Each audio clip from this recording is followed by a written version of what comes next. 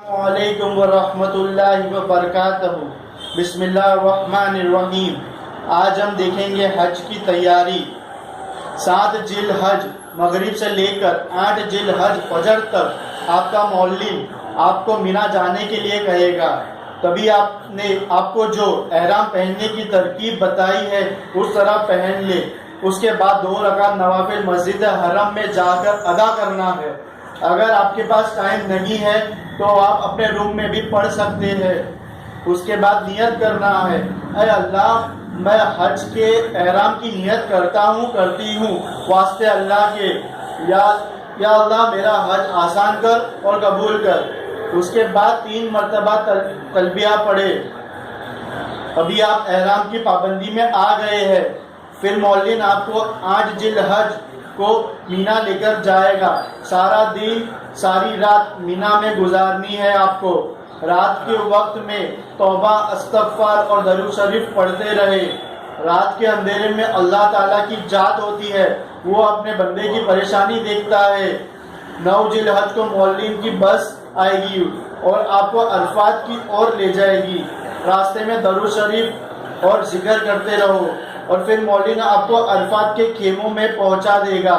عرفات میں داخل ہوتے ہی حضرت ابراہیم علیہ السلام کی قیام کی ہوئی مسجد ہے، وہ مسجد کا نام ہے مسجد نمرہ۔ توبہ اور دعا اپنے خیموں میں کرتے رہو۔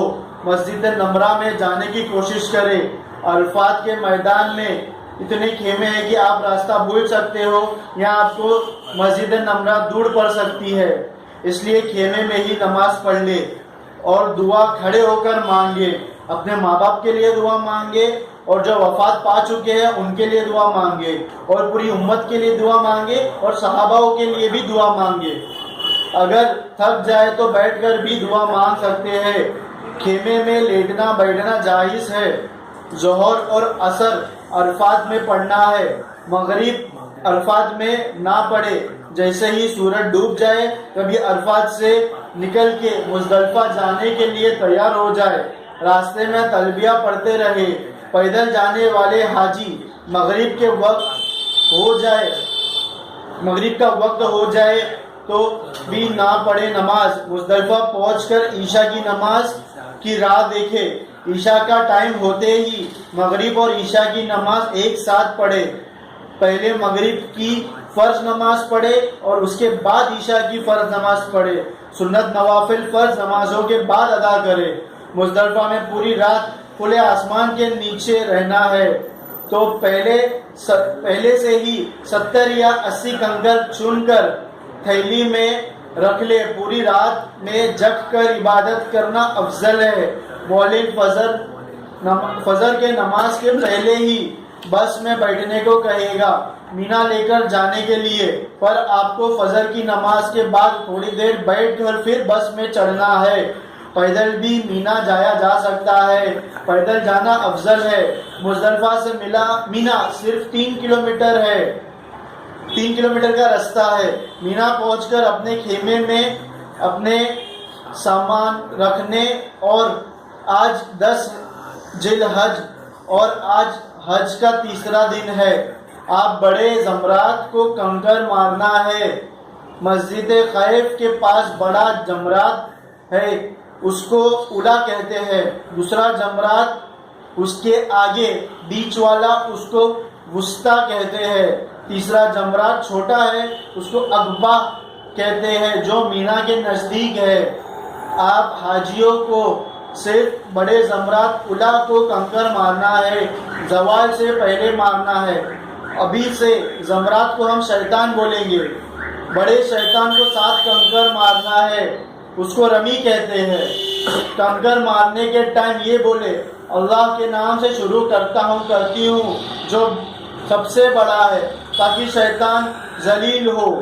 شیطان کی رمی کے بعد فوراً قربانی کرنا ہے اور حلق منڈوانا ہے، پھر احرام اتارنا ہے۔ ابھی آپ احرام کی پابندی سے آزاد ہو گئے ہو۔ مکہ مکرمہ جا کے طواف زیارت کرنا ہے۔ طواف زیارت احرام کی حالت میں نہیں ہوتا ہے، تو آپ نہا دھو کر اپنے لباس پہننا ہے اور مکہ مکرمہ میں طواف زیارت کرنا ہے اور رات میں واپس مینا کے خیمے میں آنا ہے۔ خاص یاد رکھیں مکہ مکرمہ میں رات نہیں رہنا ہے ورنہ آپ کو دم دینا پڑے گا۔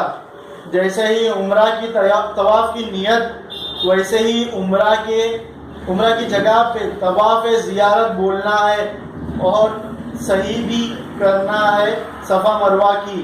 11 ذی الحج حج کا چوتھا دن اگر آپ کسی وجہ سے قربانی یا طواف زیارت نہیں کر پائے ظہر کی نماز پہلے، کیونکہ آج تینوں شیطانوں کو کنکر مارنا ہے جو اس کا سمے ہے زوال سے لے کر سورج ڈھلنے تک۔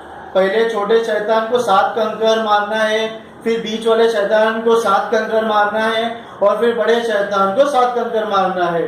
ابھی تک طواف زیارت نہیں کی ہو تو ابھی کر لے کیونکہ واپس رات کو مینا آنا ہے۔ 12 ذی الحج حج کا 5واں دن ہے۔ شیطان کو کنکر مارنا ہے زوال سے لے کر صبح صادق تک۔ پہلے چھوٹے شیطان کو 7 کنکر مارنا ہے، پھر بیچ والے شیطان کو 7 کنکر مارنا ہے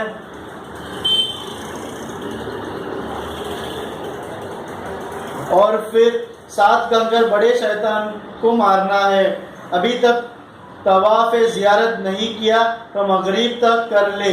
آپ جو مزدلفہ سے 70 کنکر لائے تھے اس میں سے 59 استعمال ہو چکے ہیں۔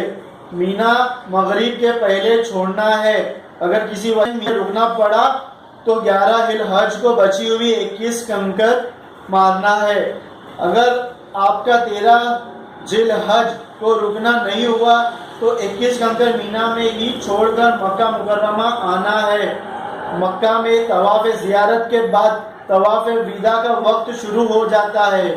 جب بھی مکہ مکرمہ چھوڑنے کے وقت طواف وداع کرنا ہے جو حج کا رکن ہے۔ انشاءاللہ آپ کا حج مکمل ہو گیا۔ ضروری بات، حج کا طریقہ جو بتایا وہ بہت مختصر یعنی چھوٹا ہے۔ آپ پوری جانکاری کے لیے حج کی کتاب دیکھ سکتے ہیں۔ انشاءاللہ آپ کی حج قبول کرے، اللہ آپ کی حج قبول کرے اور آسان کرے، آمین ثم آمین۔